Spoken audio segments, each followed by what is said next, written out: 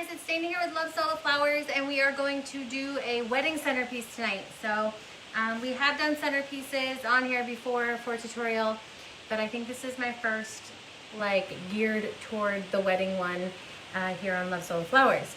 You can catch our videos on YouTube, on our YouTube channel, Love Solo Flowers, and make sure you subscribe so you can see whenever we add new ones in there, because we do know that it's kind of hard to search videos now here on Facebook because they took away the ability to label the videos, so that makes it hard to search as well. So check out our YouTube video. We are having a sale right now on lovesoloflowers.com. It's up to 70% off. That's on select items, and it's already discounted for you. You do not need a coupon code. And I have done a little bit of prep. I'll show you what I've done, and we'll take it from there. So yes, the sale. If you are also new to Love Solo Flowers and are not in our community group, join us at facebook.com/groups/lovesoloflowers. That is our community group where we share extra tips and tricks and all of that. It's kind of a running joke that every time I have a tutorial, New Jersey has crazy storms, and no joke, we are about to have like a nor'easter here over in New Jersey, of course, because I planned my tutorial for tonight. And so if you hear the wind blowing in the background, I apologize, but that is where we're at right now. So let me show you a finished piece first, and then I'll show you what we're doing after. So this is what we're going to be making, chandelier style. Super simple with the greenery, and I'm going to stay with this because, again, this is for an actual bride. So I kept it very minimal on greenery because of the crystals and everything. But if you don't have crystals and all of that kind of goodies, hey Stacy, that's okay. You can add more greeneries and stuff, but I'm just going to give you the basic way to put it together. And then that way, if you want to add stuff, you can. I didn't want to go wild on it because, again, we've got crystals and it's more of an elegant theme. So it's very low on greenery tonight, which is usually not my style. But, you know, you've got to be, especially if you're a wedding florist, you've got to kind of be able to do all styles. So this one's, again, a little more classic, traditional. These were gotten on Amazon, and they come in different heights. You can get those really, really super tall ones all the way down to this low one. So this was on Amazon, but there's a whole bunch of different styles like this on Amazon particularly, but I'm sure you can find them in stores as well without the chandelier part too. Or you can use a candelabra, which has a round top as well, and I'm going to show you how you can modify it to fit a candelabra style top if that's what you're going to use to be your centerpiece for your wedding here. Or if you're just going to do it for an event too. This doesn't have to be for a wedding. This is good for baby showers and other types of showers as well. So anyway, I've got my piece here. As you can see, that's just what the top is, round and flat. And we're going to make one tonight. Again, lovesoloflowers.com is our website. We are having a sale. And then this is what I've done before you were on. So I put little nubs of wires. I might have to trim them, but I put little nubs on all my flowers. The reason I did it ahead of time was because you got to push through a foam ball. And sometimes when you push hard and it's wet with the hot glue, the wire comes like right through the flower, which ruins the flower but also pokes your finger. I'm sure we've all done it. And so I have stemmed these already and let them dry so that I can push them nice and hard through my foam ball without killing myself or the flower. So I've got a mixture of this light pink color and some raw. I did a mixture of roses and such for my raw flowers. I like to do centerpieces with a mixture for a few reasons. It won't dwindle my stock of a certain flower, but also because when you see a bunch of centerpieces, it's just kind of easier to do a random kind of smattering of flowers. It just gives it kind of a more fun look for that as well, as opposed to like one flower in the whole thing. It's kind of so a lot, but you can do whatever you want. I've got a mixture here. So I've got my foam ball. Now let me just show you something. So my foam ball is slightly smaller than my outside on purpose. So I don't want to have so much foam to the side and then, you know, have the problem of like forcing myself to cover every little tad bit of it. So when you go on the inside, if there's gaps between your flowers here, you won't see anything. It'll just be like air and it won't matter. Okay, so my ball is a little smaller than my top. Now, if you are doing a candelabra style, that means like a pillar candle topper, that's just like small and round. So if you have a small top, let's say this small, you're gonna actually use a round ball, and you can just make believe this is not here, just for the sake of maybe you have something else. You can actually use a full round ball for those, where you're going to be able to put the bottom down in that. And if it's not dipped in like this, you can always just shave off just a little bit to make it flat and stick it on that candelabra. Now, I always use Gorilla Hot Glue to glue down my foam balls to any things that I'm working with. This one I do not have to. The lids are actually going to be, the flowers are going to be removable. So that way also the bride can sell the bottoms if she doesn't want them or whatever. But it will be removable. But for like a candelabra style, you will need to glue it down, because again, it's going to be kind of balancing on there, and you need to just make sure that you secure it enough that it doesn't go anywhere.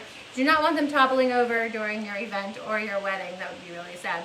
So you can also use it's E6000 glue, I believe. And also I just bought today, and I tried it out, and it worked okay. I tried out, it's called foam hot glue. It was at Hobby Lobby. Literally, it's hot glue made to be able to glue foam. So you might want to give that a try too, if that's something that you struggle with, keeping things glued down. So again, if you were doing like the pillar candles, you know there's like the pillar candelabras, and they're just that, it's kind of thin like this. You're going to want to be able to use a full ball that way. We're just needing a half ball because of the shape of this guy. Again, these are on Amazon. They're not expensive, and it's a super cute and easy way. Let me show you the finished product again first, just to show you what we're making. Super cute. And we're going to get started. Now, I do not glue into my foam ball. This foam ball, it's a dry foam ball. Make sure you don't get foam that says wet foam. That is for real flowers. It holds moisture so that they stay alive. You do not want that. It will crumble and fall apart. But if you get this kind of hard foam, you don't need to glue your wires in. They will be just fine, just stuck in. They go pretty tight in there. So we're going to start. Now we're going to do the bottom layer first. And to do that, I'm just going to stick it through. And you're not going to push it against the ball completely. You're going to push it to the end of the gold. Okay, do you see how my flower touches the gold? And again, that way, if you have tiny little gaps on the side, and you don't want to use moss, especially you don't want to use moss on something elegant and pretty like this. If it's rustic, that's fine. But because we're doing something kind of sparkly and elegant, I'm wanting to make sure that if there's any little gaps, even when you look up, you don't see any ball. You don't have to worry about covering it. And so we've got that. Now I'm just gonna literally do this randomly, but I'm gonna do a flower on a few different sides, just to hold my ball thing down a little bit. I feel like this is spinning. Make sure you're screwed in tight before you do it too. And so I'm just gonna go around my ball, and I'm gonna put some flowers around the edge. This base was on Amazon, so you can check out, you can click, what you type in for search is, if you just put tall wedding centerpieces or gold tall wedding centerpieces, they just kind of come up. So as you can see, I know it looks weird now, but we're gonna fill it up, but this just holds my ball in place. And now we literally are just gonna wire away and push it down directly on my ball here until we fill up. I try not to put the same flowers right next to each other. Sometimes if I only have one color, sometimes I'll do like all my colors, all my flowers first, like all my flowers that are dyed in first so that I separate them nicely. But as you can see when I start to turn it, that if there's a gap, it won't matter, because again, my foam ball doesn't go all the way to the edge. So that's on purpose. That was not a mistake. I get a slightly smaller ball than I do my space here. So I'm just plugging them in. You can press them super tight. This is taking me, let's see, the last one I did was 30 flowers. Okay, so it's 30 flowers that I did to fill up my last one.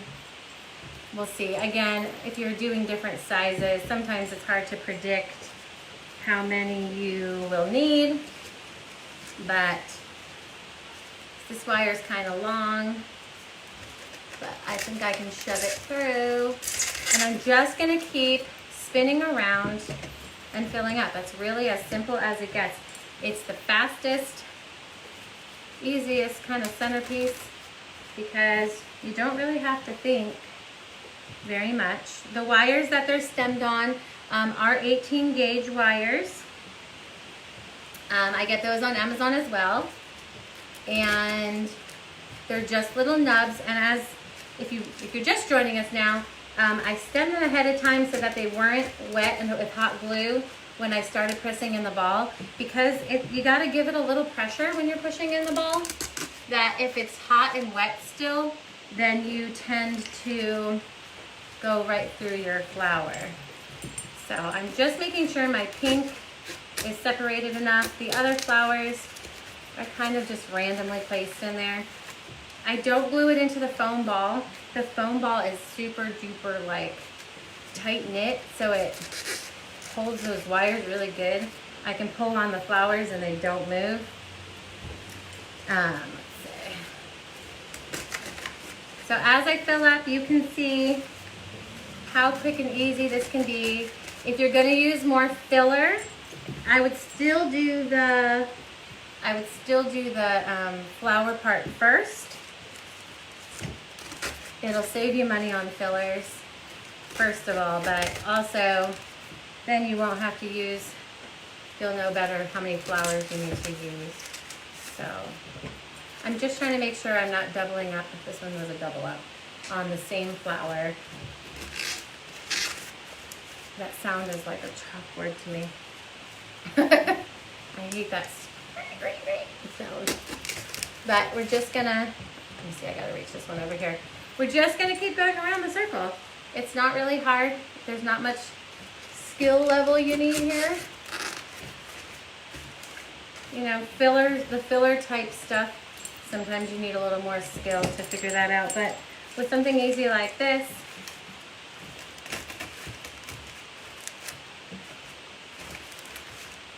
all right, I'm just gonna maneuver them a little bit. Again, if you stay with a foam ball that's a little smaller than your opening, then you won't need to worry about the gaps because it'll just be the gold kind of air underneath it. Sometimes if your wire, these are actually 18 gauge wires that I don't usually use. I feel like maybe they're not 18 gauge really fully. I feel like they were lying because they're kind of floppy. But you know what? I gotta move some white ones here because I've got extra pink. So let me just. But guys, see how fast and easy things can be? I mean, you can do your whole wedding in a day for sure if you just pick easy things to do. And it's beautiful. It's easy and it's beautiful. But think about it. This is gonna take me like 10 minutes to do this. No time at all.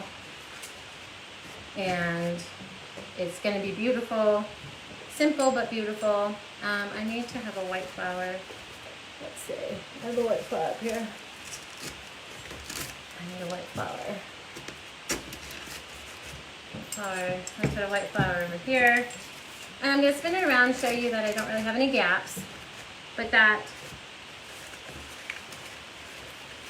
even though I don't have any gaps, like, you know, that can use a lot of filler. If you do want to add filler, you cannot, you know, squeeze them so tight together. But I'm just going to put a couple leaves in mine. So I didn't need mine to be giving me any space, okay? Again, if you're just joining us, we are still having a sale on lovesoloflowers.com. And we have a community group, which is facebook.com/groups/lovesoloflowers. And okay, so I think I'm gonna look through the camera to see if I have gaps. Nope, I don't see any major gaps. Again, there's a couple little ones, but I'm putting my leaves in there. So if you get a little bit of a gap, don't worry. Now, I'm just gonna be putting just leaves in here, so I'm gonna put glue directly in the leaf. I'm gonna just slip it under, and I'm gonna make sure that glue, let me show you, that glue touches, see how that glue on the leaf is touching the flower, because we want it to be stuck on there. Yes, we don't want gaps, but if you want to have a lot of filler, then don't worry about gaps until you get to the filler part. Again, I'm just adding some leaves here, keeping it super simple, but look how beautiful and so fast. I mean, I don't even know, I mean, I've been talking it up here, but I don't even know if that took me, you know, 15 minutes. Who knows? But I'm just gonna add, again, you can do baby's breath, you can do all the different kinds of fillers. You're just gonna squeeze it right in there. Again, if you're planning to use a lot of fillers, you might not need as many flowers. This one was 30 flowers. And I just knew that because the first one I made, I counted. And they were 2-inch and 3-inch flowers. This one had Mamma Mia, Josephine, Peony, and Bird Rose. So if you were looking at, it's so pretty and it's so easy. I mean, it's just to think you could make something so beautiful so quickly and so easily, and it just really be pretty.